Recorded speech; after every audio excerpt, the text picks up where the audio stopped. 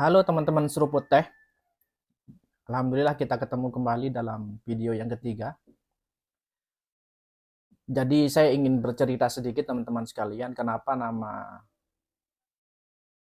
acara ataupun agenda yang saya tampilkan di 3 hari terakhir ini seruput teh. Karena pertama saya nggak ngopi, kedua kebiasaan di rumah itu kalau tidak ada kopi, teh pasti tidak ada teh. Nah, saya ambil alternatif yang paling cepat saja. Kalau nggak kopi yang ngeteh. Kemudian yang ketiga, kalau misalkan saya pakai agenda ngeboba kan susah sekali buat nyari tempat jualan boba ataupun jus dan sebagainya. Jus di rumah itu hanya untuk orang-orang kaya mungkin di sekitaran masyarakat, jadi jarang sekali ada yang minum jus. Kecuali kalau di daerah kota, karena ini di perkampungan, ya alternatif yang terbaik itu adalah ngeteh. Oke teman-teman seruput teh, ini video ketiga yang saya buat, saya sedikit cerita. Jadi di 2 video kemarin saya ngerasa ada sebuah perubahan yang sangat luar biasa yang saya rasakan ketika membuat sebuah video. Kenapa hal ini demikian bisa saya rasakan? Pertama, mungkin ini adalah hal yang lumrah ya ketika kita membaca buku, kemudian kita catat poin-poin yang ingin kita tahu ataupun ingin kita ingat. Ditambah ketika kita menyampaikan dalam sebuah forum diskusi atau mungkin hal sederhana yang saya buat di kali ini itu merekamnya di handphone sederhana. Nah, saya ngerasa bahwa apa yang saya temukan di dalam buku itu tertata rapi di dalam otak saya. Sehingga saya merasakan daya ingat yang sangat rapi dan kuat ketika saya membaca buku, kemudian saya catat, kemudian saya sampaikan, walaupun hanya dalam sebuah handphone kecil gitu. Nah, ini saya pakai kamera biasa, jadi tidak ada saya pakai handphone biasa, tidak menggunakan kamera digital. Tapi esensi yang ingin saya dapatkan itu adalah bagian dari proses agar saya terbiasa untuk membaca buku, kemudian saya sampaikan untuk menguatkan apa yang saya baca. Begitulah sederhananya teman-teman. Jadi santai saja, tidak ada edukasi, tidak ada sosialisasi dalam video ini. Ini adalah bagian dari proses saya secara pribadi. Kalau misalkan teman-teman mau nonton silahkan. Kemudian hasil bacaan saya tidak mungkin sesempurna dari seorang penulisnya. Jadi saya mohon kalau misalkan ada kata saya yang salah, kalimat saya yang keliru, silakan teman-teman komen, kemudian diluruskan agar penonton itu tidak merasakan dampak negatif ataupun informasi yang salah dari apa yang saya sampaikan. Begitulah teman-teman. Oke, kemarin kita sudah bahas tentang keberhasilan dari bangsa Quraisy ketika menyepakati takris atau mengumpulkan orang-orang Quraisy, dan kemudian ketika dia menyepakati Jarul Ilab sebagai jalur perdagangan internasional mereka untuk menambah pundi-pundi finansial bangsa Quraisy atau kabilah-kabilah yang ada di Quraisy. Sekarang kita akan bahas bagaimana konsep berpikir ataupun cara berpikir orang-orang Quraisy atau para pemuka-pemuka kabilah yang ada di Quraisy. Jadi pertama yang ingin saya sampaikan teman-teman sekalian, jadi saya ingin mengatakan bahwa bangsa Quraisy ini sebagai bangsa Quraisy ataupun tokoh-tokoh Quraisy ini sebagai aristokrat ya, seorang pemikir gitu. Tokoh-tokoh utama dalam Quraisy ini saya sebut aristokrat, aristokrat Mekah atau Quraisy.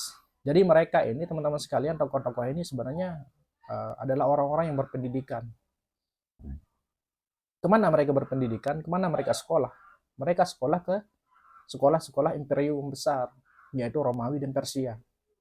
Jadi secara pendidikan mereka adalah orang yang mendapatkan ilmu-ilmu yang memang terupdate di zaman tersebut. Nah, mungkin hal yang beda yang saya sampaikan dengan apa yang mungkin saya secara pribadi sebelumnya dan teman-teman saat ini mengira bahwa orang-orang Quraisy itu adalah orang-orang yang bodoh. Jangan salah teman-teman sekalian, mereka itu bukan orang yang bodoh. Kemudian dengan kebodohannya langsung menyembah patung atau berhala. Tidak sesederhana itu sebenarnya teman-teman sekalian. Sekarang saya akan jelaskan sedetail-detailnya, atau mungkin sebisa dan semampu saya ingin menjelaskan bahwa apakah benar-benar nih orang Quraisy itu benar-benar menyembah berhala ataupun patung, atau itu adalah sebuah kepura-puraan. Nah, saya pun kaget membaca buku ini dari segi pandangan dalam perihal siasah politik orang Quraisy untuk mengumpulkan finansial, kemudian di atas keberpura-puraan mereka untuk menyembah berhala. Yang menjadi korban adalah orang awam yang tidak pernah bersekolah. Yang diuntungkan yaitu daimyo atau mungkin pengusaha-pengusaha yang memanfaatkan kondisi ataupun memperbodoh orang-orang awam. Nah, tadi saya sudah menjelaskan bahwa seorang aristokrat Quraisy itu adalah orang yang cerdas dan berpendidikan, karena dia adalah orang-orang yang pernah berpendidikan, bersekolah di sekolah-sekolah adidaya Romawi dan Persia. Nah, pandangan mereka tentang mukjizat ataupun hal-hal yang mungkin yang luar biasa yang diberikan kepada orang-orang adapun nabi dan rasul itu mereka anggap sebagai dongeng, teman-teman sekalian. Kenapa hal demikian mereka anggap sebagai dongeng? Karena orang Quraisy memiliki landasan berpikir itu yang logik, yang logis, yang mengedepankan akal pikiran, teman-teman sekalian. Nah, sehingga mereka mengatakan bahwa mukjizat itu hanya sebuah dongeng orang terdahulu. Nah, atau kalau dalam bahasa Arabnya itu atsir, ya. Atsir itu dongeng gitu. Atsir al-awalin. Nah, itu dongeng orang terdahulu. Nah, kemudian kalau dari segi keagamaan, karena kita akan bahas, kemarin kita sudah bahas takris sebagai langkah untuk mengumpulkan orang-orang Quraisy, kemudian langkah kedua yaitu bagaimana mereka mengupayakan di bidang ekonomi untuk mengumpulkan pundi-pundi finansial. Lalu dari segi agama gimana? Nah, untuk seruan mereka tentang kepercayaan nenek moyang, sebenarnya teman-teman sekalian, sahabat seruput kopi, mereka melakukan seruan itu sebenarnya tidak sepenuhnya itu karena keyakinan dan kepercayaan mereka. Itu adalah sebuah strategi atau sebuah siasat hanya untuk mengumpulkan finansial. Kenapa hal demikian? Ya, sekarang kita akan bahas. Nah, kemudian pemahaman agama orang-orang aristokrat ini hanya sebagai sarana untuk mengumpulkan keuntungan. Dan kemudian cerita-cerita orang tua mereka, cerita-cerita tentang sebuah keluar biasaan yang dibawa oleh para nabi dan rasul itu hanya mereka jadikan sebagai informasi untuk membantu mereka sebagai pemicu bertambahnya kunjungan dagang ataupun kunjungan peziarah ke kota Mekah. Mereka mengumpulkan cerita-cerita yang luar biasa tentang orang terdahulu. Nah, itu mereka kumpulkan hanya sebagai faktor gitu agar orang-orang banyak mengunjungi Mekah. Nah, kemudian mengumpulkan arbab juga. Jadi arbab ya, nanti mohon dikoreksi. Jadi arbab itu adalah patung orang soleh yang di video pertama sudah saya ceritakan. Jadi arbab itu adalah patung orang soleh yang telah meninggal dunia di kota Mekah, di Jazirah Arab kalau tidak salah itu. Nah, mereka kumpulkan. Jadi orang-orang soleh ini dibuatkan patung untuk memberikan sebuah penghormatan. Nah, kemudian patung itu dikumpulkan dari beberapa penjuru, kemudian ditaruh di sekitaran Ka'bah. Nah, agar para penyembah arbab yang ada di Jazirah Arab secara keseluruhan itu banyak yang datang ke kota Mekah. Jadi misalkan ada di sana, di sini, di situ, kemudian dikumpulkan di kota Mekah. Agar Jazirah Arab secara keseluruhan itu datang ke kota Mekah untuk berziarah. Kemudian ya tentunya kalau orang yang datang ke kota Mekah kan pasti butuh penginapan, butuh makan, butuh pakaian, butuh minum dan lain sebagainya. Otomatis Kalau bahasa sekarang itu UMKM yang ada di kota Makkah itu pasti laris manis begitu. Itu bagian dari siasat mereka untuk mendapatkan sebuah keuntungan. Nah, kemudian kita akan membahas terkait dengan kelahiran Islam. Datangnya Islam yang dibawa oleh Rasulullah Shallallahu Alaihi Wasallam. Saya cerita sedikit tentang silsilah Rasulullah gitu. Jadi Rasulullah SAW Muhammad bin Abdullah bin Abdul Muthalib bin Hasim bin Abdul Manaf bin Qusay.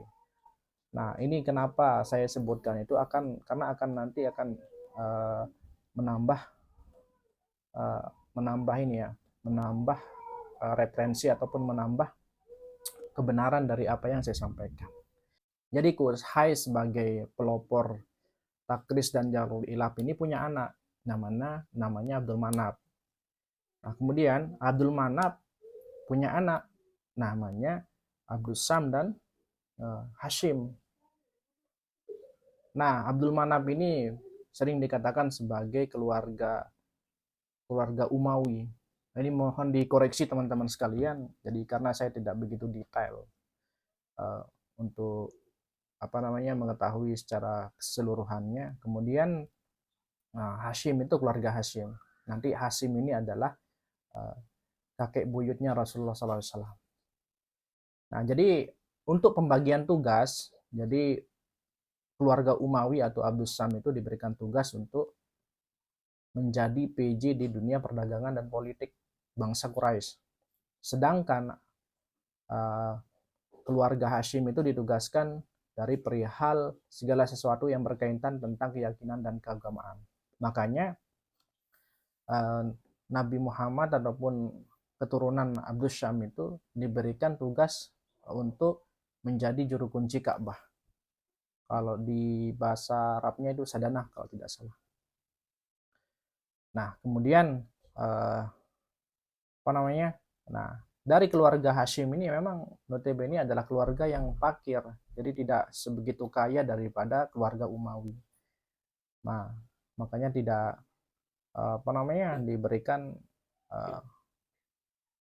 diberikan amanah untuk menjaga ataupun juru kunci Ka'bah. Mungkin ini keluarga Hashim juga tidak terlalu terobsesi untuk mengumpulkan harta yang sebanyak-banyaknya karena lebih tertarik kepada perihal-perihal keagamaan. Nah, kemudian semakin berkembangnya kekuasaan Quraisy, jadi lama-kelamaan mereka rada-rada berselisih, teman-teman sekalian. Mungkin ada sebuah kecemburuan terkait dengan pembagian tugas, mungkin ada kecemburuan tentang status sosial, ada kecemburuan tentang finansial yang tidak merata pembagiannya dan lain sebagainya. Intinya mereka di antara dua keluarga ini terjadi sebuah perselisihan. Nah, kemudian di zaman Rasulullah, karena kita membahas tentang hadirnya Islam di bangsa Quraisy, jadi di dakwah Rasulullah ini sebenarnya dianggap sebagai manuver keluarga Hashim untuk mengambil alih kepemimpinan keluarganya Umawi. Karena pembagian tugas bahwa keluarga Umawi ini kan diberikan tugas perihal perdagangan dan politik di Quraisy. Nah, lahirnya ataupun hadirnya Rasulullah berdakwah di kota Mekah itu dianggap itu adalah sebuah gerakan manuver, teman-teman sekalian, oleh orang-orang Umawi. Nah, padahal tidak kan, memang murni-murni Rasulullah SAW diutus oleh Allah Subhanahu Wa Taala untuk mengajarkan tentang kebenaran dan keselamatan gitu. Tapi karena mungkin pendeknya cara berpikir orang-orang Umawi ataupun kecurigaan, dan memang momentumnya saat itu adalah terjadi sebuah perselisihan. Nah, kemudian hal yang menambah kecurigaan dari bangsa Umawi ataupun keluarga Umawi itu, jadi hal yang membuat mereka curiga bahwa Rasulullah SAW yang notabene adalah keturunan dari Hashim bin Abdul Manaf yang menjadi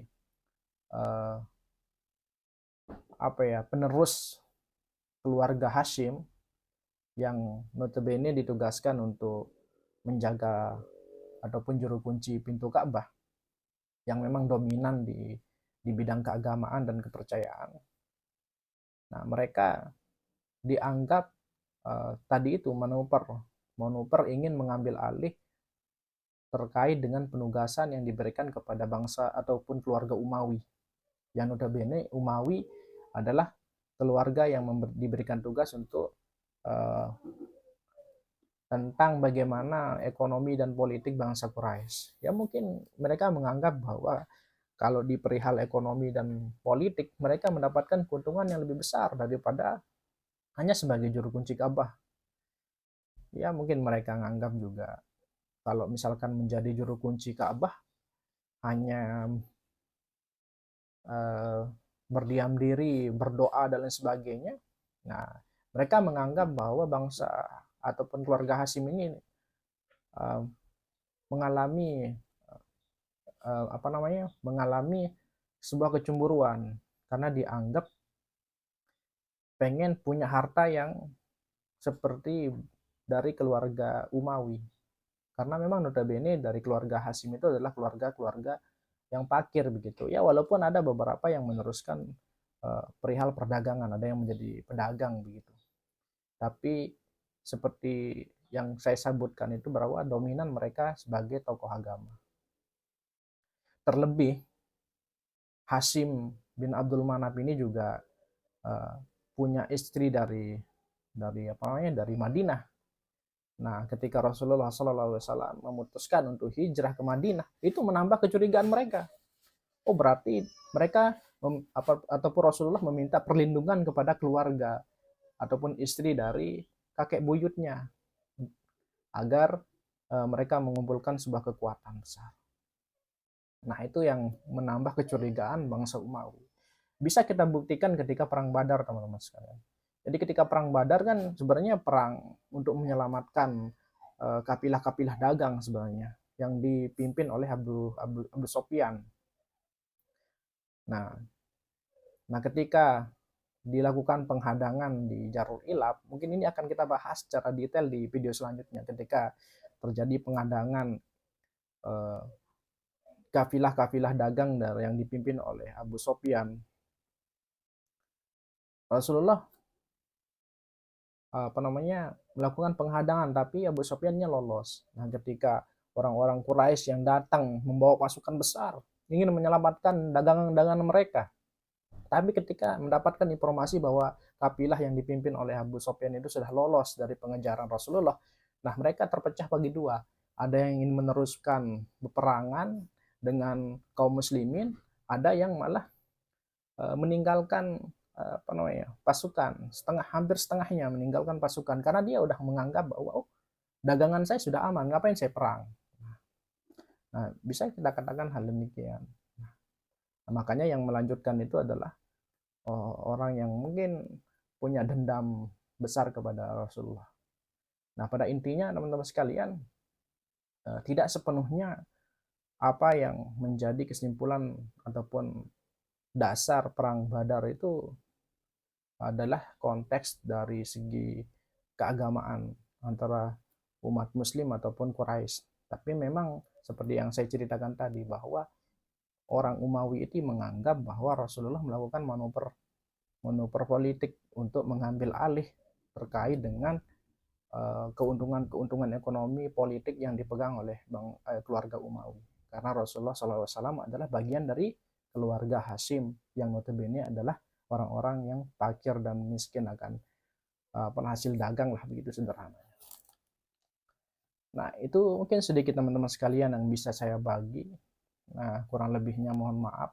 Nanti dikoreksi ya teman-teman sekalian apa yang menjadi topik pembicaraan kita pada saat ini, karena itu akan memperjelas konteks yang saya bahas dan juga bisa membantu saya untuk memperjelas apa yang saya sampaikan.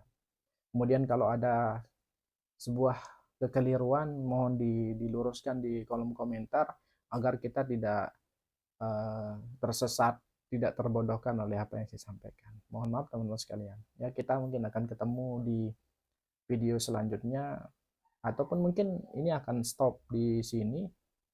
Tapi nanti kita lihat kalau misalkan penting untuk kita bahas terkait dengan detail perang Badar dan lain sebagainya, selanjutnya kita akan bahas. Oke, itu aja teman-teman sekalian. Semoga terbantu dan saya mohon maaf atas segala kekurangan. Selamat beraktivitas, kita selesaikan ngopi ataupun ngeteh kita pada saat ini.